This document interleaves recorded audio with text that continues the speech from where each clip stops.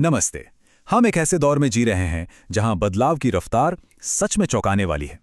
ऐसा लगता है जैसे सामाजिक, तकनीकी और पर्यावरण से जुड़े संकट एक साथ हमारी दुनिया को चुनौती दे रहे हैं। पर क्या हो अगर मैं कहूं कि इन सारी मुश्किलों को समझने की चाबी उन कहानियों में छुपी है जो हम खुद को और एक दूसरे को सुनाते हैं। चलिए आज इसी आइडिया की गहराई में उतरते हैं। तो इस सफर में हम कहां जाएंगे? पहले हम देखेंगे कि हमारी दुनिया संकट में क्यों है। फिर हम व्यक्तिगत स्तर पर इसके असर को समझेंगे। इसके बाद समाज, पावर और टेक्नोलॉजी के खेल को देखेंगे और फिर पूरे ग्रह के नजरिए से बात करेंगे। और आखिर में हम ये जानने की कोशिश करेंगे कि कैसे हम एक नए, बेहतर भविष्य की कल्पना कर सकते हैं। हम सब महसूस कर सकते हैं कि हम एक अभूतपूर्व बदलाव के दौर से गुजर रहे हैं। ऐसा लगता है जैसे हम एक साथ कई तूफानों का सामना कर रहे हैं ना। सामाजिक उथल-पुथल, टेक्नोलॉजी का तेज विकास और बिगड़ता पर्यावरण, इन सबको एक साथ समझना ही अपने आप में एक बहुत बड़ी चुनौती है। और यहीं से हमारा सबसे बड़ा सवाल खड़ा होता है। इस लगातार बदलती दुनिया में हम चीजों को समझें कैसे, और इससे भी जरूरी, एक बेहतर भविष्य की कल्पना कैसे करें।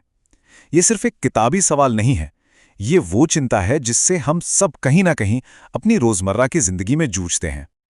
चलिए अब थोड़ा बड़े कैनवस से हटकर व्यक्तिगत स्तर पर आते हैं। ये जो बड़े बड़े संकट हैं, ये हमारी पहचान, हमारी यादों और हमारे जख्मों को कैसे बदलते हैं, आइए देखते हैं। यहाँ एक बहुत ही दिलचस्प कॉन्सेप्ट आता है, पोस्ट मेमोरी या उत्तर स्मृति। इसका मतलब क्या है?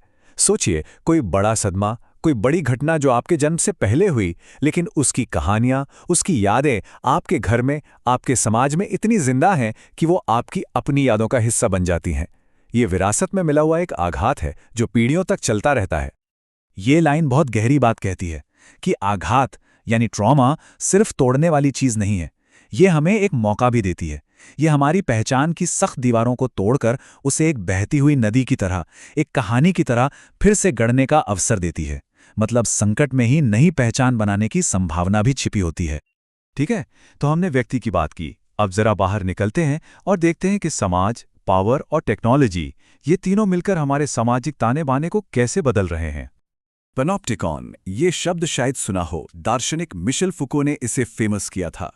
कल्पना कीजिए एक ऐसी जेल की जहां कैदियों को कभी पता नहीं चलता कि उन्हें कब देखा जा रहा है, और इसी अनिश्चितता के डर से वो खुद ही अपने व्यवहार को कंट्रोल करने लगते हैं। ये आज की डिजिटल दुनिया को समझने के लिए एक बहुत ही पावरफुल आइडिया है। लेकिन आज की निगरानी फूको के पैनोप्टिकॉन से भी एक कदम आगे है। पहले निगरानी का मकसद था व्यवहार को सुधारना, मतलब एक तरह की अनुशासनात्मक शक्ति। पर अब खेल बदल गया है। अब इसे निगरानी पूंजीवाद कहते हैं।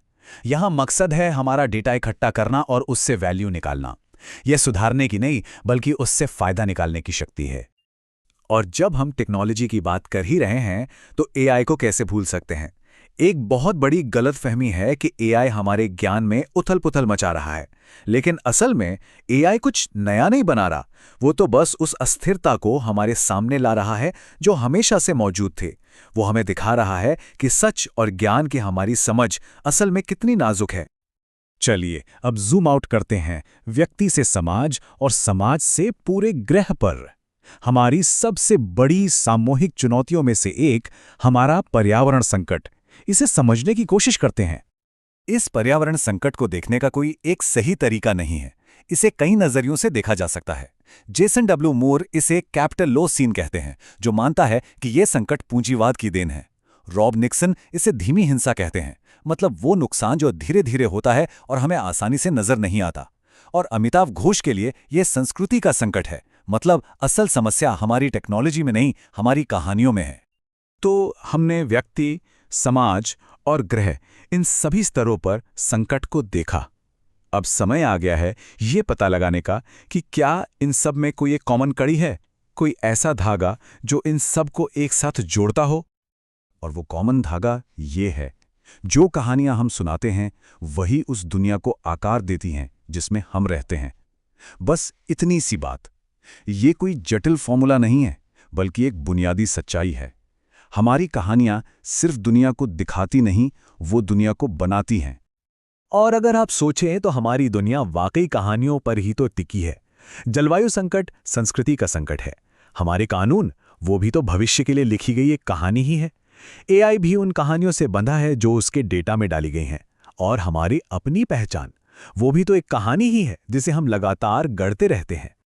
तो सवाल उठता है कि अगर पुरानी कहानियां काम नहीं कर रहीं, तो हम बेहतर कहानियां कैसे लिखें? पहला कदम ये मानना कि वो पुरानी कहानियां, जैसे कि इंसान सबसे ऊपर है और हम धरती से कुछ भी ले सकते हैं, अब फेल हो रही हैं। दूसरा, हमें दुनिया को देखने और समझने के नए तरीके खोजने होंगे। और तीसरा, हमें मिलकर ऐसी नई कहानियां बनानी और सुनानी होंगी जो न्याय और स्थिरता पर आधारित हों। और अच्छी बात यह है कि हमें ये सब जीरो से शुरू नहीं करना है। नई कहानियों के लिए एक पूरा टूलकिट पहले से मौजूद है। Indigenous futurism, eco critical resistance, ethical story telling, ये सिर्फ भारी भरकम शब्द नहीं हैं। ये बेहतर भविष्य बनाने के औजार हैं, दुनिया को देखने के नए चश्मे हैं। और आखिर में ये बात याद रखने वाली है, कहानियां, खासकर फिक्शन, सिर्फ पुराने जख्मों का हिसाब नहीं रखती। उनमें एक ऐसी दुनिया की कल्पना करने की ताकत होती है जो ज़्यादा दयालु और न्यायपूर्ण हो। वो सिर्फ आईना नहीं है, वो एक नक्शा भी है। तो ये सवाल हम सब के लिए है, हम अपने आने वाले कल के लिए कौन सी कहानियां चुनेंगे? ये सिर्फ सुनने का सवाल नहीं है, ये एक जिम्मेदारी है, एक न्योता है, क्योंकि हम सब जाने अनजाने में उस बड़ी कहानी के लेखक हैं जो अभी लिखी जा रही है। इस पड़ताल में शामिल होने के लिए शुक्रिया।